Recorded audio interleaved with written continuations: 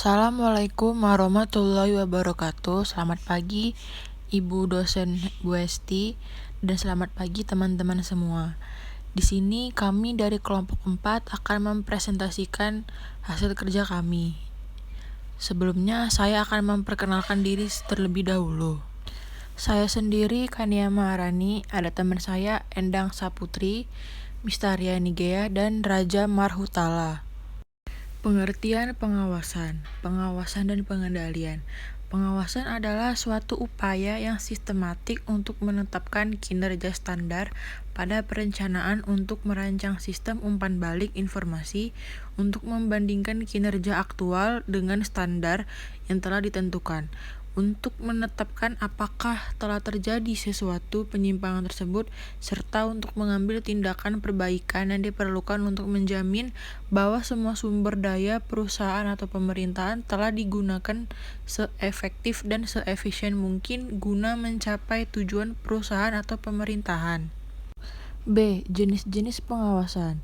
Yang pertama, pengawasan intern dan ekstern. Pengawasan intern adalah pengawasan yang dilakukan oleh orang atau badan yang ada di dalam lingkungan unit organisasi yang bersangkutan.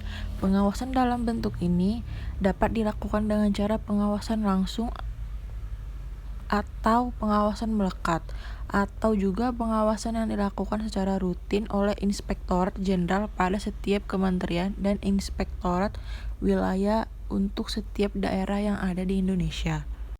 Yang kedua, pengawasan ekstern adalah pemeriksaan yang dilakukan oleh unit pengawasan yang berada di luar unit organisasi yang diawasi. Dalam hal ini di Indonesia adalah Badan Pemeriksaan Keuangan atau BPK yang merupakan lembaga tinggi negara yang terlepas dalam pengaruh kekuasaan manapun. Dalam menjalankan tugasnya, BPK tidak mengabaikan hasil laporan pemeriksaan aparat pengawasan intern pemerintah, sehingga sudah sepantasnya di antara keduanya perlu terwujud harmonisasi dalam proses pengawasan keuangan negara. Yang kedua, pengawasan preventif dan represif. Pengawasan preventif lebih dimaksudkan sebagai pengawasan yang dilakukan terhadap suatu kegiatan sebelum kegiatan itu dilaksanakan sehingga dapat mencegah terjadinya penyimpangan. Lazimnya, pengawasan ini dilakukan pemerintah dengan maksud untuk menghindari adanya penyimpangan pelaksanaan keuangan negara yang akan membebankan dan merugikan negara lebih besar. Di sisi lain, pengawasan represif adalah pengawasan yang dilakukan terhadap suatu kegiatan setelah kegiatan itu dilakukan. Pengawasan model ini lazimnya dilakukan pada akhir tahun anggaran, di mana anggaran yang telah ditentukan kemudian disampaikan laporannya. Yang ketiga, pengawasan aktif dan pasif. Pengawasan dekat atau aktif dilakukan sebagai bentuk pengawasan yang dilaksanakan di tempat kegiatan yang bersangkutan.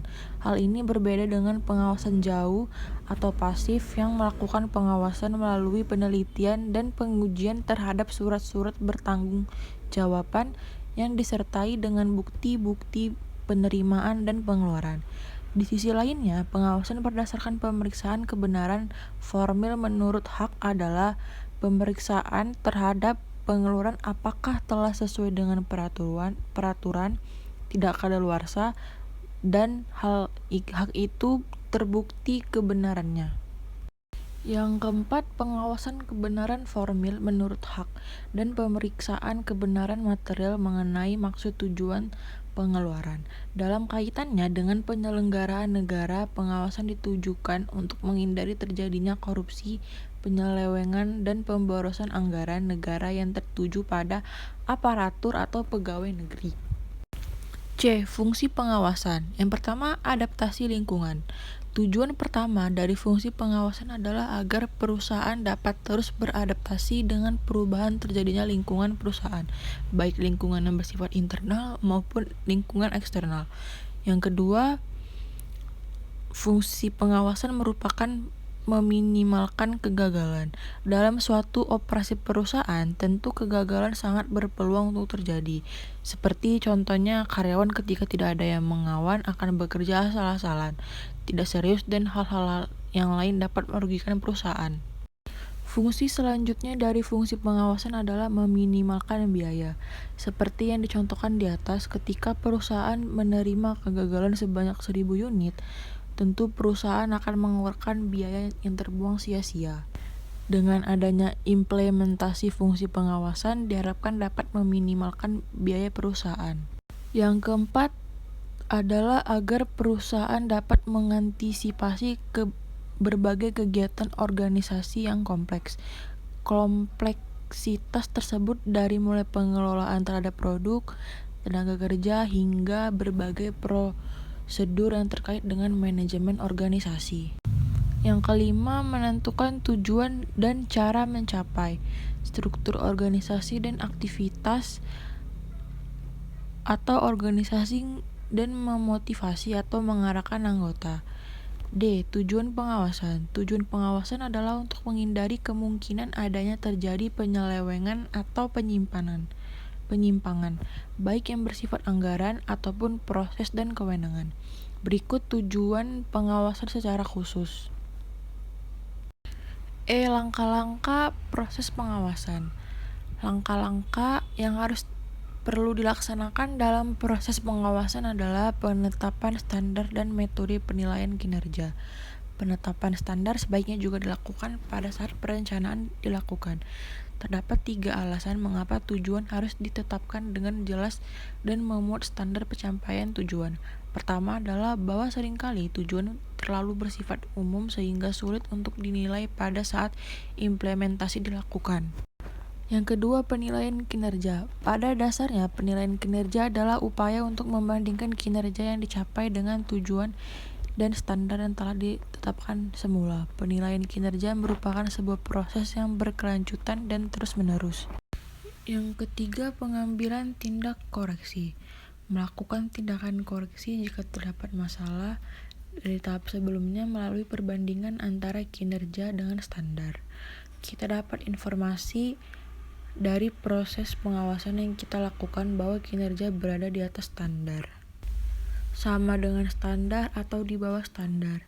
Ketika kinerja berada di bawah standar, berarti perusahaan mendapatkan masalah. Oleh karena itu, perusahaan kemudian perlu melakukan pengendalian, yaitu dengan mencari jawaban mengapa masalah tersebut terjadi, yaitu kinerja berada di bawah standar.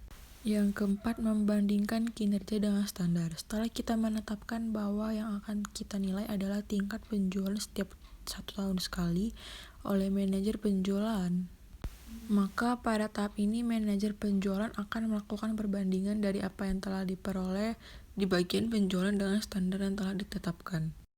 A. Pengertian pengendalian. Pengendalian adalah proses pengawasan, perbandingan, dan perbaikan kinerja sebagai langkah terakhir di proses manajemen. Pengendalian memberikan kaitan kembali ke perencanaan. Jika manajer tidak mengendalikan, manajer tidak akan mengetahui apakah tujuan tersebut telah tercapai. B. Penggunaan pengendalian. Pentingnya penggunaan pengendalian karena proses pengendalian. 3 langkah di proses ini adalah pengukuran, perbandingan, dan pengambilan tindakan. Pengukuran mencakup penentuan bagaimana mengukur kinerja aktual dan apa yang diukur. Perbandingan meliputi melihat selisih antara kinerja dengan tujuannya. Penyimpangan di luar area yang dapat diterima membutuhkan perhatian. Pengambilan tindakan meliputi tidak berbuat apa-apa, memperbaiki kinerja, atau merevisi standar. Tidak berbuat apa-apa sudah cukup jelas. Mengoreksi kinerja melibatkan beberapa tindakan perbaikan, yaitu langsung atau dasar. Merevisi standar yaitu dengan menaikkan atau menurunkan standar itu. C. Pengendalian untuk kinerja perusahaan. Kinerja perusahaan adalah akumulasi hasil aktivitas kerja perusahaan. 3 pengukuran kinerja perusahaan yang umum digunakan adalah produktivitas, efektivitas, peningkatan industri dan perusahaan, perangkat pengukuran kinerja perusahaan. D. Fungsi pengendalian. Fungsi pengendalian pada dasarnya dilakukan di semua jenis organisasi, baik yang berupa komersial maupun yang non-komersial, dan dilakukan di semua tingkatan manajemen, yaitu manajemen puncak. Fungsi pengendalian akan membandingkan kinerja aktual organisasi dengan standar yang ditentukan, menemukan penyimpangan dan upaya untuk mengambil tindakan korektif. Dalam fungsi pengendalian, ini juga membantu merumuskan perencanaan di masa yang akan datang. Berikut adalah contoh studi kasus dari PT Sentral Pratiwi Bahari.